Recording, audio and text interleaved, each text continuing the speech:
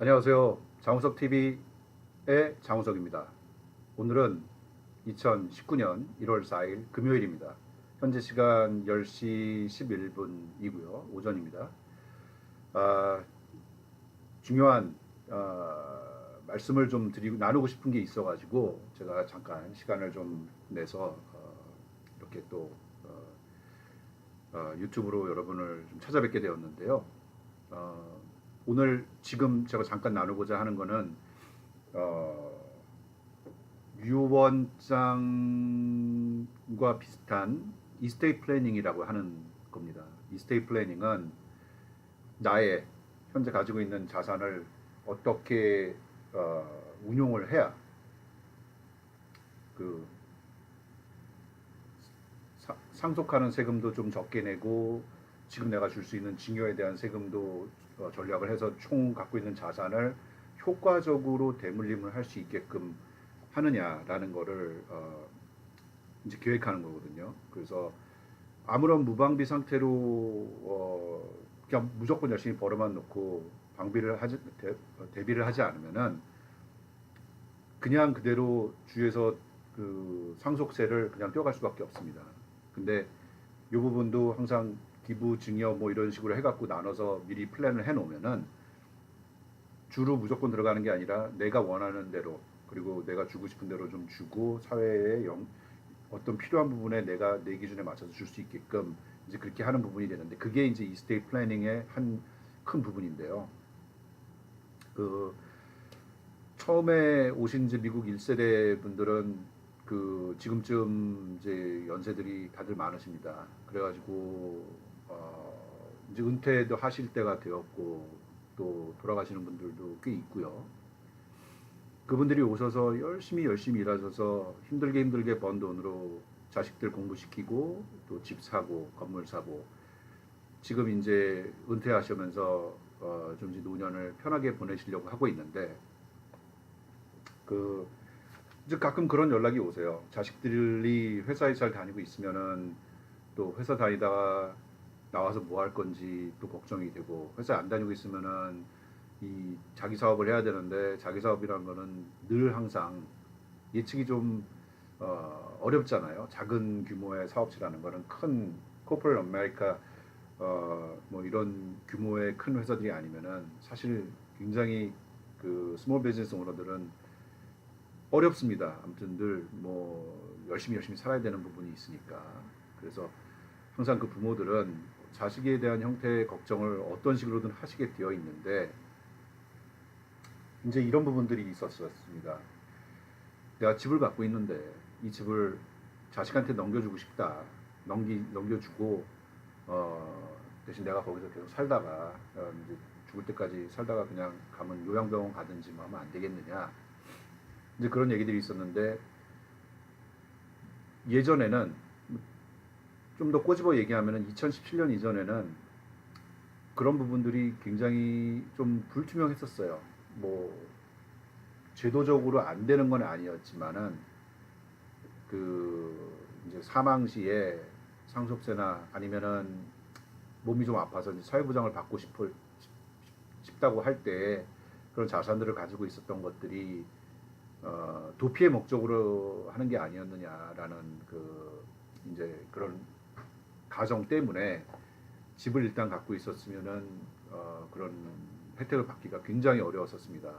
근데 2017년도에는 획기적으로 그 매사추세츠 대법원에서 판례가 나온 게 있는데 그 판례에 의해서 집을 갖고 있었더라도 그 어떤 특정한 형태 내가 소유권을 갖고 있지 않았다라는 어떤 증명이 되면은 그러면은 메디케이드 에셋이 간주할 수 있는 에셋이 없었다라고 볼 수 있다라고 하는 판례가 나왔기 때문에 이제는 미리 플랜을 해서 집 같은 거를 다 내 소유로부터 분리를 시켜 놓으면은 그분은 이제 남은 여생을 집에서 사시다가 몸이 거동이 불편하면은 널싱홈으로 가셔서 있다가 이렇게 마무리를 하실 수 있게끔 예전 같았으면은 그 확률이 20% 정도밖에 보장이 안 됐다 그러면 지금은 이제 한 90% 이상 사망 시에 무조건 이제 스테이트에서는 이슈를 제기할 수가 있거든요. 그래서 100%로 하기는 어렵고 아직은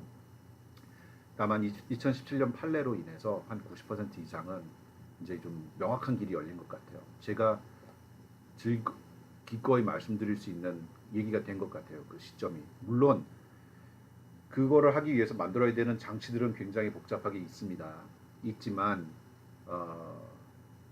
예전처럼 있어도 불분명할 상태는 아니라는 거예요. 그게. 그래서 이제 그런 어떤 좋은 소식이 있는 거고, 그래서 제가 이제 만들어 놓은 타이틀조차도 여기 보면은 이 유산을 자식들에게 증여하고 의료보험 혜택 받기라고 제가 해놓은 이유가 이제 70년대 80년대 오셔서 다들 집 있고, 근데 이 집을 내가 넘겨주면은 물론 그냥 줘버리면은, 자식한테 팔아버리면은 메디케이드 뭐 그 자산의 의혹에서는 쉽게 벗어날 수 있습니다. 내가 돈 다 받으니까, 파는 거니까. 만약에 이제 70만 불짜리 집을 자식한테 판다, 70만 불에, 그럼 여전히 자산이 70만 불이 있기 때문에 메디케이드에서 2,000불 트레시홀드에는 못 맞는 거예요. 그게. 그러니까 있으면 되는데 그걸 다 쓰고 나중에 빈손으로 이제 2,000불 미만으로 남았을 때 내가 사회보장을 받겠다라고 하는 건데, 이렇게 하기에는 굉장히 좀 불안하죠. 내 자신도, 내 집을 갖고 있던 자산도 없애버리고 돈 갖고 있는 것도 무조건 다 써서 주정부 혜택을 받겠다라고 하는 건데, 그거는 굉장히 무책임합니다. 그런 게 아예 없는 분들이면은 그러니까 내가 한 번도 집을 소유한 적이 없고 일해서 그냥 먹고 살고 애들 키우고 해갖고 했다라고 하면은 뭐 만약에 내가 그래서 은행에 자산이 한 10,000불 정도 있다. 근데 그걸 한 8,000불 정도 써가지고 2,000불로 낮추는 거, 그거는 그렇게 어렵지 않을 겁니다. 부담도 그렇게 되지 않고요. 근데 이제 있는 분들이 무조건 다 처분하고 맞춰서 내려가겠다고 할 때에는 여러 가지 그 의심 단계가, 스크루티니도 이제 굉장히 심하게 되고 그분한테도 굉장히 부담이 크게 되고, 그래서 집을 넘길 때 이제 집을 어떻게 넘기느냐, 자식한테 주고 파는 경우는 정상적인 매매가 되니까 텍스 내고 뭐하고 하면 되는데, 등기소에 보면은 가끔 가다가 $1 트랜잭션 아니면 $100 트랜잭션이 있습니다. 기프트예요. 그냥 주는 거예요. 그거는 $1 그냥 컨시더레이션인 거죠. 대가. $100도 그렇고, 집이 30만 불이든 80만 불이든 $1 밀리언든 100불에 넘긴다라는 거는 훨씬 페어 마켓 밸류보다 낮은 가격으로 가니까 징여라고 보는 겁니다. 그거는. 그래서 이제 그런 일이 생겼을 때에도 나중에 내가 메디케이드 신청하려고 하면은 이 케이스 담당하는 분은 아무튼 5년간의 그 룩백을 봐갖고, 그런 일이 있었으면은 페널티를 매깁니다. 오히려 부도덕하게 넘기고 사회보장 혜택을 신청한다고. 근데 지금 이제 그거 없이 조금만 그 이스테이트 플래닝을 하게 되면은 그 대법원 판례에 맞춰서 우리가 내 재산을, 소유권을 빼버리되 내가 거기서 어떤 거주 점유할 수 있는 권리를 충분히 누려도 나중에 5년 뒤에는 신청을 할 수 있는, 페널티의 위험성이 없는 이제 그런 형식이 된다라는 거예요. 그래서 그게 이제 뭔지 잠깐 간략하게 한번 우리가 살펴보도록 하겠습니다.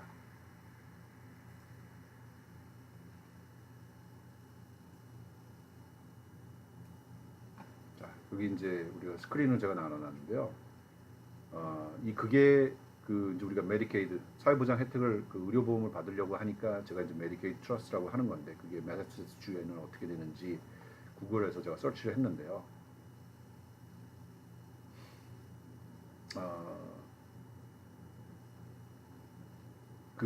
지금 이제 여기 2017년 6월에 나온 이 판례가 가장 큰 영향을 지금 미친다라고 한 게, 제가 이 시점을 말씀드린 겁니다. 2017년 이후로 판례가 정착이 돼서 지금 이루어지고 있는 중인데, 이제 어느 형태로 이루어지든 간에 이 기준은 바뀌지가 않으니까 시간이 조금은 흐를수록 이제 우리가 거의 99% 이상 확실성을 가지고 메디케이드 플래닝을 해드릴 수 있어요. 지금도 안 되는 건 아닙니다. 근데 이걸로 인해서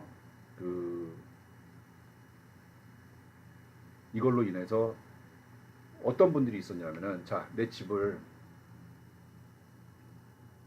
그것도 역시 또 이제 등기소에 보면은 장우석이가 가지고 있는 집이 있지만은 어떤 경우에는 장우석 트러스트라고 하는 그 트러스트가 소유하고 있는 집이 있습니다. 뭐 장우석은 이제 제가 가상의 그 어떤 소유주로 만들어 놓은 거지만 장우석 트러스트라는 거는 누구누구 뭐 인만 트러스트 이런 리얼티 트러스트 이런 식으로 이제 이름이 많아요. 그래서 그 트러스트가 가지고 있는 부동산이 있습니다. 그 트러스트를 만드는데 이 트러스트를 어떻게 만드느냐면은 저도 만들 수는 있어요. 제가 만약에 장우석 TV 트러스트를 만들었는데 이제 이 트러스트가 두 가지 성격이 있습니다. 하나는 그냥 나를 대신해서 움직일 수 있는 트러스트를 만드는 거. 하지만 내가 언제라도 취소할 수 있는 거. 그걸 레버커블 트러스트라고 하고 또 하나는 내가 만들어 놓으면 끝인 거예요. 내가 다 자산을 여기다 넣어서 만들어 놨으면은 얘는 그냥 지대로 움직이는 겁니다. 제가 다시 취소할 수가 없어요. 이제 그거를 irrevocable trust라고 하는 거죠. revocable trust, irrevocable trust.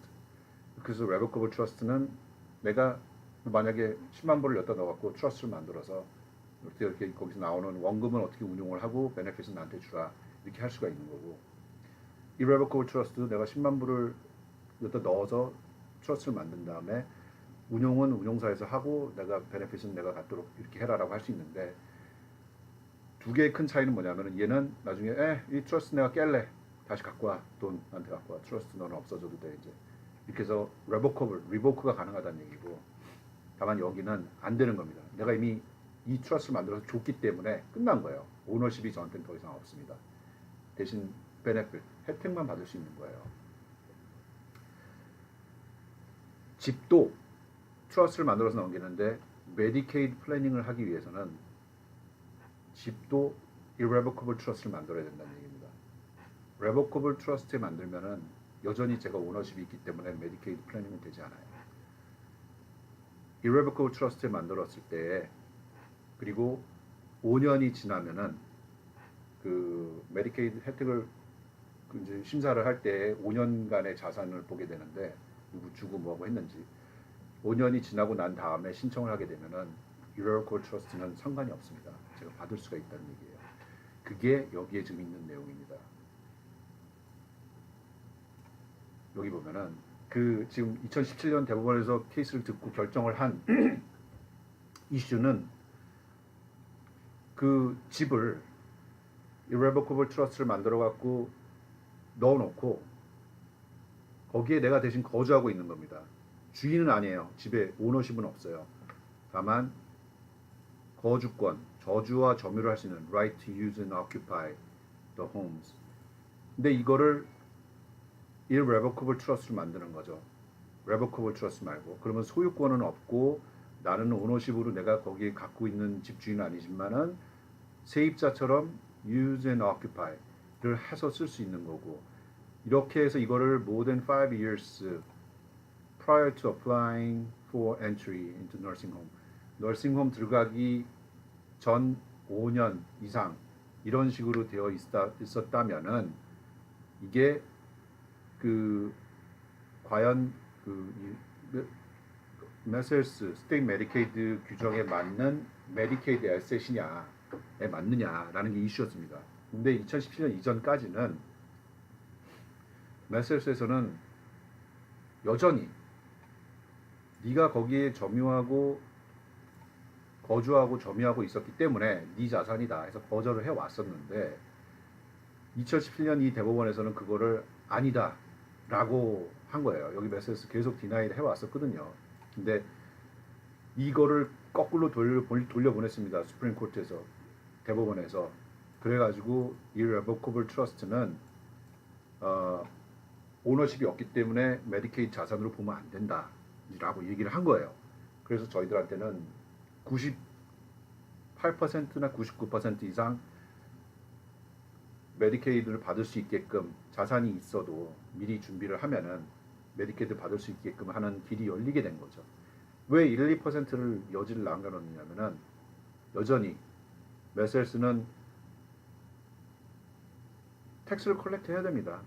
이 사람들은 계속 부족하기 때문에 특히 메셀스는 굉장히 펀드가 부족한 주 중에 하나인데 그래서 웬만큼 클리어하지 않으면 계속 책임질 할 거예요. 돈을 가져가려고 안 주려고 디나이 하려고 그렇기 때문에 1, 2%를 놔두는 거고 그렇지 않고 웬만한 경우라면은 이제는 98% 이상은 그렇게 irrevocable trust를 만들어 가지고 내 모든 자산을 넘겨놓으면은 가능하리라 보고 있습니다. 굉장히 좋은 소식이죠, 그거는. 그래서 집 갖고 있고 30만 불, 20만 불 상관없습니다. 다 메디케이드 이상의 에셋이기 때문에 그런 분들 다 준비하셔야 돼요. 준비하셔야 되고 다만 이제 그 우리가 이거를 이스테이트 플래닝을 하면서 만들어 놨을 때 나의 모든 것을 다 irrevocable로 해놓으면은 제가 이제 완전히 그 스트립 서치가 되는 거죠. 아무것도 없는 거죠, 저한테는. 그러니까 그런 부분도 조금은 내가 쓸 수 있게끔 다른 방법으로 좀 만들어 놔야 됩니다. 나는 내 만약에 어떤 트레지디가 생겼을 때 돈이 필요하게 될 텐데 모든 걸 여기 되돌이킬 수 없는 irrevocable trust에 넣어놓게 되면은 그것도 또 암담한 현실이 되는 거거든요. 그래서 이제 조금씩 어떻게 경우를 나눠서 어떻게 돈을 분리를 해놓을 건지 이제 그게 중요하게 되는 거고 그게 크게 이스테이트 플래닝 안에 들어가게 되는 겁니다. 무슨 얘기인지 아시겠죠? 그게 그러니까 내가 건강할 때 5년 이상 살 수 있을 거라는 거에 별로 큰 의심의 여지가 없을 때 irrevocable trust를 만들어서 자산을 빼놓으면은 그러면은 5년 뒤에부터는 널싱홈에서부터 해갖고 스테이트 메디케이드 롱텀 케어를 받을 수가 있다라는 거. 그런데 그거 하다가 중간에 뭐 자식이 갑자기 무슨 사고가 난다든지 뭐 하기 위해서 돈이 필요한데 그걸 급전을 해줄 수 있는 부분은 사라지게 되는 거예요. 왜냐하면 irrevocable trust에 넣어놨기 때문에.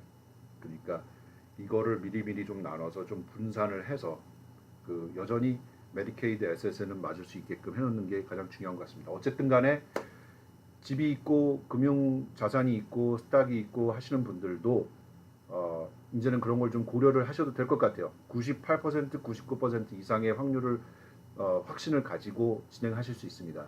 더 이상 이걸 해놓지 않으면은 내가 그냥 자식한테 줘도 아무것도 돈이 없는 상태가 되지만 자식이 가지고 있는 재산을 나처럼 보호해 주리라고는 또 생각을 할 수가 없어요. 뭐 애지간히 100명 중 한두 명의 자식들은 믿을 수 있겠지만은 나머지들은 여전히 또 자식도 자식의 삶에 있고 일하다 보면은 또 자식의 채권자에 의해서 집이 담보로 잡힐 수도 있고 넘어갈 수도 있고 근데 내가 그 집에 들어가 살고 있다가 동시에 다 아들하고 다 같이 나가게 되는 경우가 있을 수가 있거든요. 그러니까 이런 부분들이 생길 수 있기 때문에 조금 그런 부분들을 우리가 이 irrevocable trust를 만들 때 이제 그런 부분 항상 좀 클라이언트들하고 얘기를 하는 부분이지만은 그런 부분만 조금 더 섬세하게 터치를 하신다고 하면은 5년 뒤부터는 아무튼 좀 받을 수 있는 이제 그런 게 될 것 같습니다. 예. 아무튼 그런 부분 얘기가 있었으니까 좀 참고하시고 또 궁금하신 거 있으면 항상 여기에 저희 연락처에 이렇게 연락해서 보내주시면은 여기 있군요. 보내주시면 좋겠습니다. 그리고 항상 또 새로운 소식 나올 때마다 제가 있을 때마다 알려드릴 테니까 subscribe 하시고 좋아요 버튼 꼭 눌러주시기 바랍니다. 감사합니다.